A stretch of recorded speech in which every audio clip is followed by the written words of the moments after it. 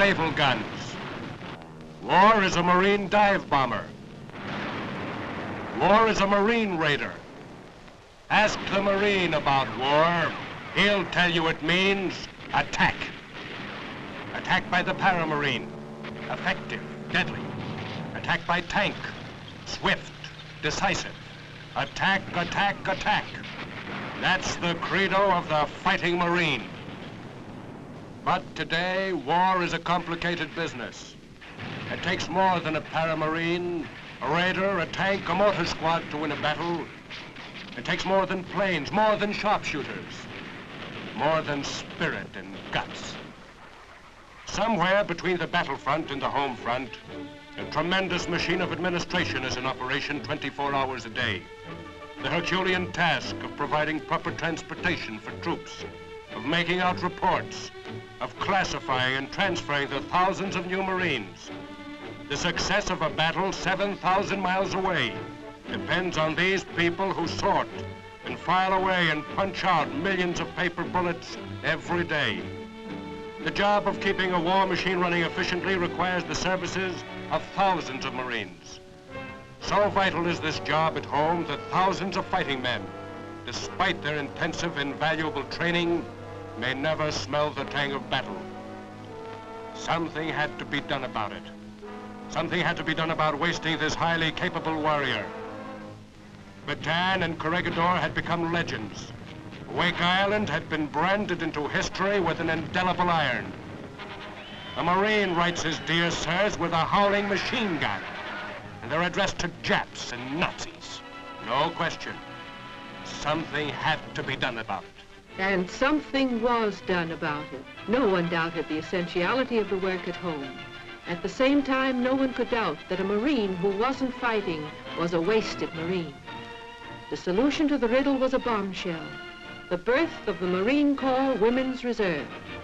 Born February 13th, 1943, of necessity, the women Marines mushroomed into a sizable force of eager, full-fledged reserves who were ready to step into the breach.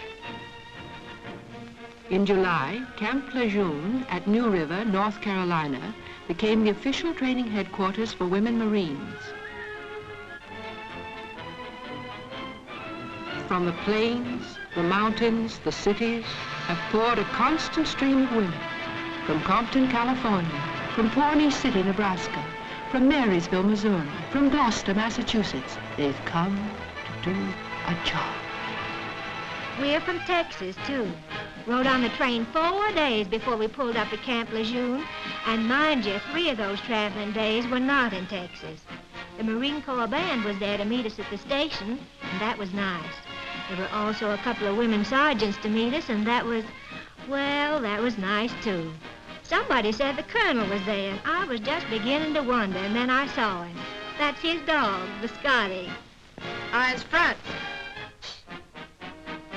I could tell from that first day I was going to like the Marine Corps. One thing a Marine learns right away is how to stand in line. There was a Marine driving the bus, and I thought, one of these days I'll be driving this bus, and he can send back postcards from Tokyo, and I'll give him my address before he leaves. After we got squared away, which means to set up housekeeping in the barracks, we met the chaplain. You know, some of us had never been away from home before, and, well, just knowing there was someone you could have a man-to-man talk with, no matter what your religion was, well, it felt like home, that's all. Some people think a woman consists of a pair of silk stockings and a smile, but not the Marine Corps. They look through you with one of those x-rays, and they want to know if you're all there.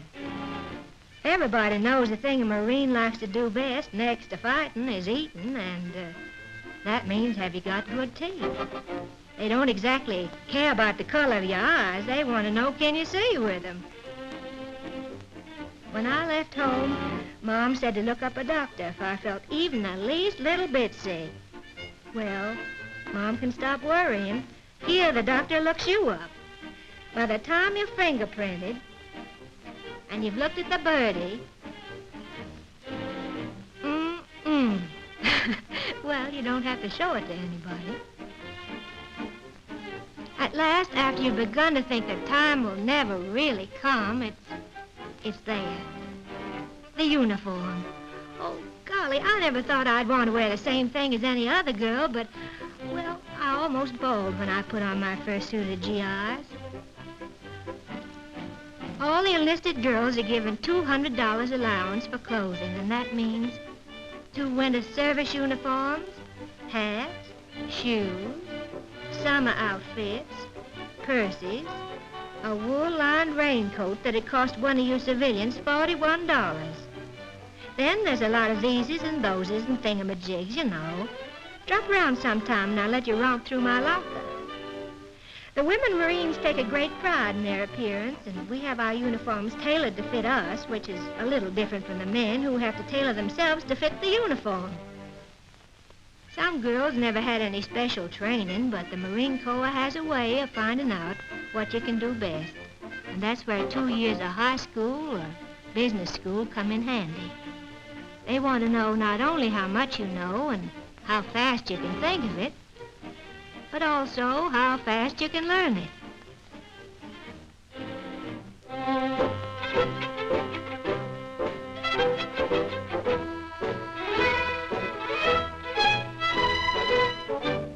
My very dear friends, this is a GIDI, government-issued drill instructor to you.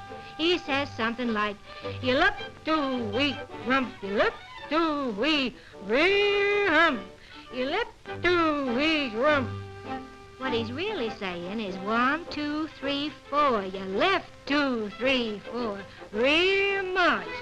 But if he said that, everybody could understand him.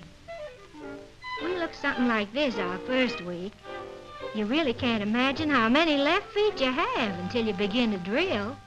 You're taught how to walk all over again. Underneath, he's really a very understanding man. Did you ever hear of a Marine drill instructor who was a perfect lady? Then meet Corporal Winton. Right oblique, march. Forward, march. 1 up, reap for your left, right, left. Left flank, march. Right flank, march. The Marine is not only first to face the enemy, he's number 1 on the drill field. You may wear a rut in the field.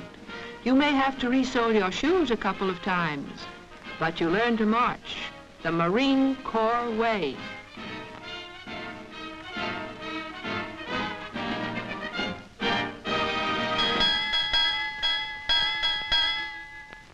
However, it's not all thunder and double time in boot camp. There are times when you get a chance to become acquainted with your mates. You smoke a cigarette, listen to the other girls talk. Maybe you tell them about the boyfriend in the Solomon Islands.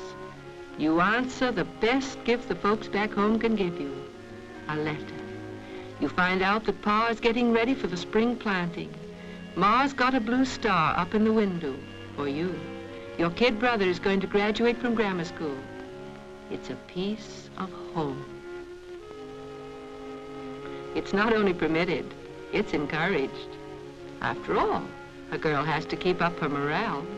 Make sure the fingernail polish matches the hat cord in color, though. Then suddenly one day, it's there. The last inspection of your boot life. The colonel and captain and lieutenants are there. Everything's got to be shipshape. Shoes like a mirror. Locker box neat and orderly, and your Adam's apple under control. You suddenly realize that women in uniform have a great responsibility. You're in the spotlight. You're not Susie or Mary or Jane anymore. You're a Marine. Then, it's all over. That is, all except for one thing.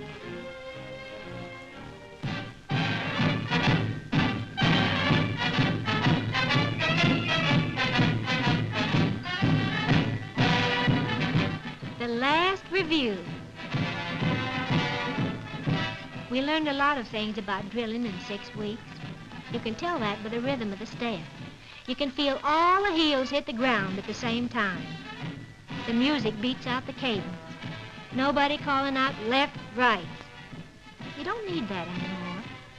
It's hard to remember that little girl who got off the train 6 weeks ago and didn't know her port leg from her starboard. Now they know we've got our marching legs on, too. They can tell we're Marines and good ones. By the time you're passing by the reviewing stand, your heart is doing nip-ups. That's one time you'll never forget. Your eyes get kind of misty and you don't know what to do with that lump in your throat. Maybe you can't see me, but I'm down there somewhere, a pocket full of pride and all, a boot no more. Private first class and a full-fledged Marine. Saturday in camp is an American Saturday. The girls learn that life does not consist solely of drilling, lectures, and military routine. They are now permitted to exchange heartbeats with the men.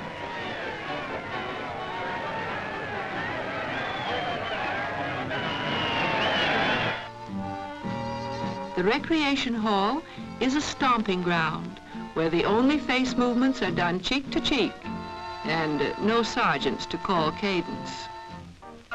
It's an old, old story in a new setting.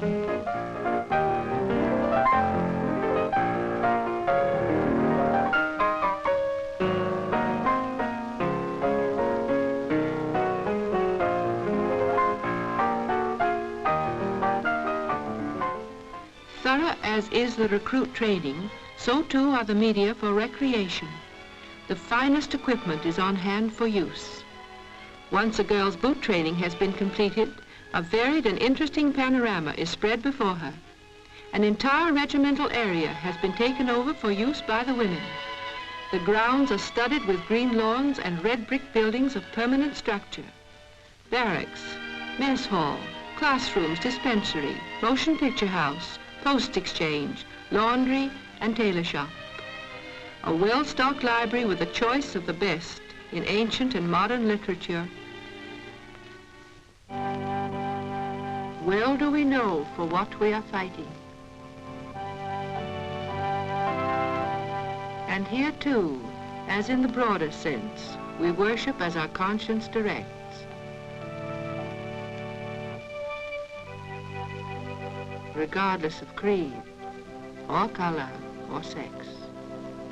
Far from home, alone, the woman Marine finds extended to her the friendly quietude of church services. A fervent prayer for those who have died, for those who shall live, for our cause, and the part we must play in it.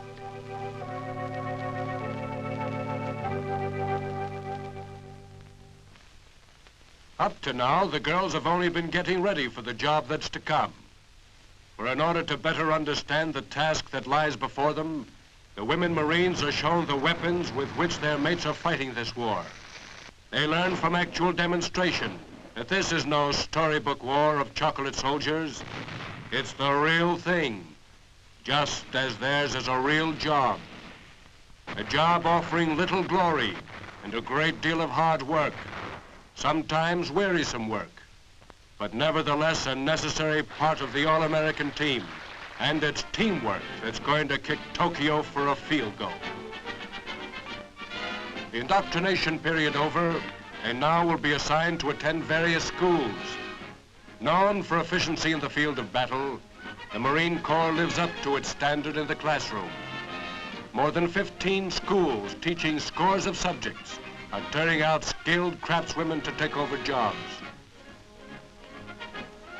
The school courses range from 4 to 21 weeks and include an intensive period of training which will fit the woman Marine for the sort of work she has chosen. The girl often has her choice of subjects, which range from accountants to sheet metal workers to statisticians. For those few who have the necessary qualifications, is set aside the distinction of Officers' Candidate School. The gold bar of a second lieutenant weighs but an ounce. With it, however, comes a pound of tradition.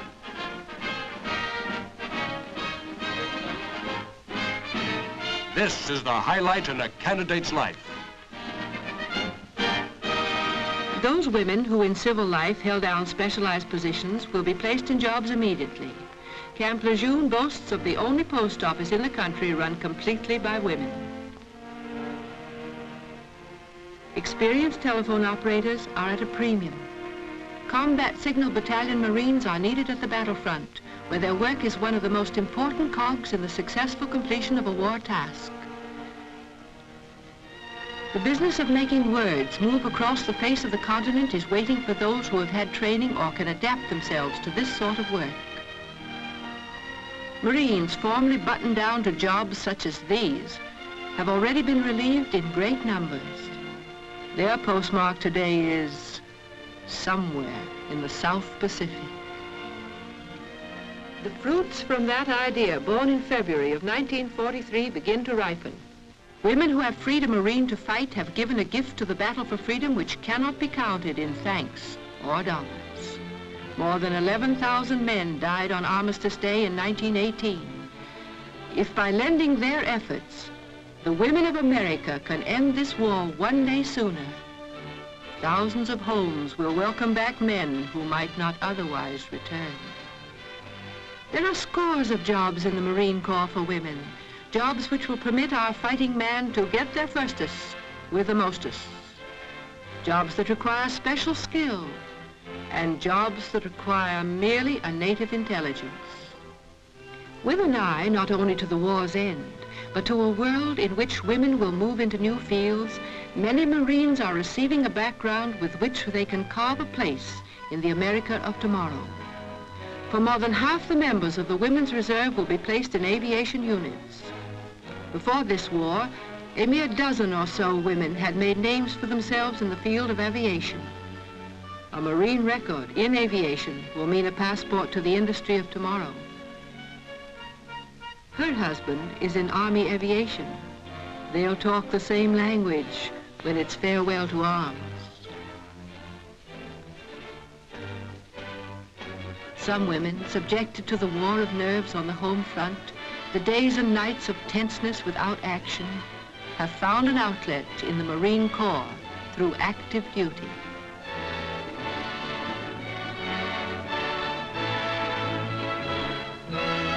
Aerial photography is an integral part of modern warfare, and today women are fast becoming the prime exponents of aerial photography. As each woman Marine steps into a job behind the battle lines, she presents the Allied cause with the best trained, fightingest man in the world.